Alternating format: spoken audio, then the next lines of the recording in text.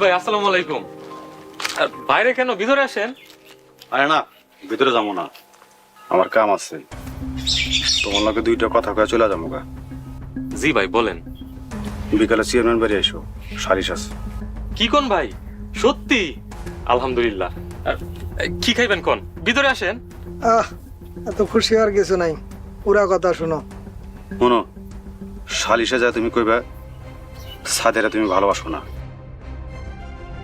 ওর লাগে তোমার কোনো সম্পর্ক নাই। ভাই এইসব আপনি কি কইতেছেন? আমার কথা এখনো শেষ হয় নাই।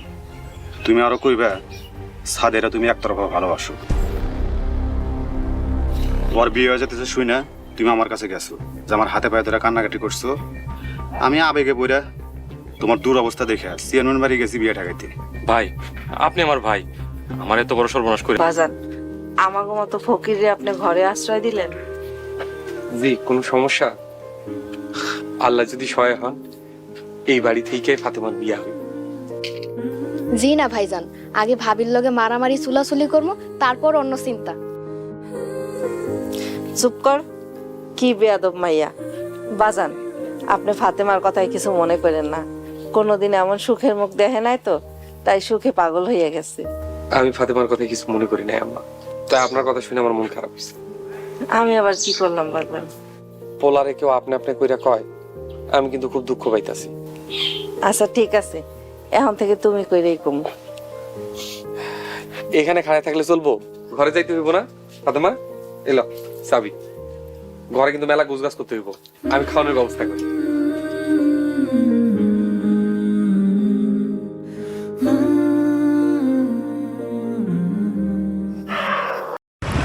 আসসালামু আলাইকুম, আশা করি সবাই ভালো আছেন। আবারও আপনাদের মাঝে একটি ব্লগ ভিডিও নিয়ে আসলাম। আজকের ব্লগ ভিডিওটা হলো আমরা মিরপুর থেকে বগুড়া যাব।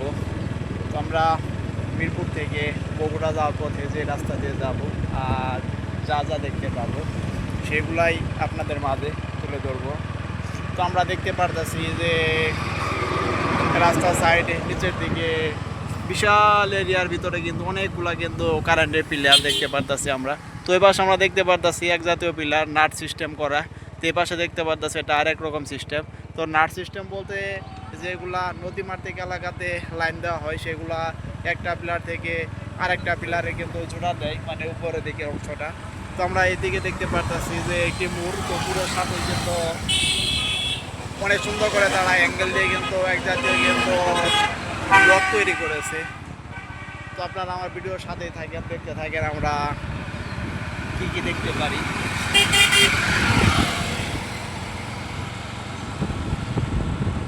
তো আমরা এই পাশে দেখতে পারতেছি যে কিছু লোক বিল্ডিংয়ের কাজ করতেছে, তারা ছেন্ডারিং করতেছে।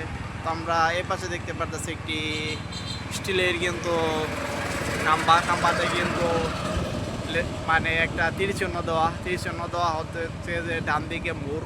তো আপনারা তো দেখতেই পারতেছেন এই যে তীরচিহ্ন দেওয়া এ পাশেও। তো এটি দিয়ে বুঝে এসেছে তারা যে ডান দিকে মোড় আছে।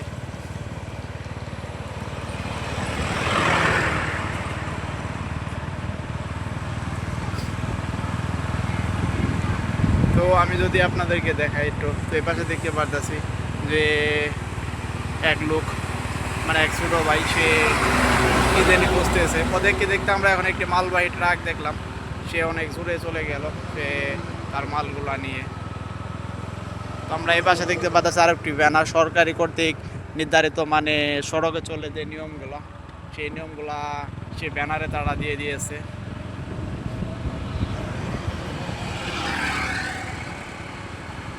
তো আমরা আরও দেখতে পারতেছি যে একটি পিকআপের উপরে কিন্তু অনেকগুলা জেনারেটর দেখতে পারতেছি, হয়তো তারা অন্য কোনো জায়গায় জেনারেটরগুলা নিয়ে যাবে।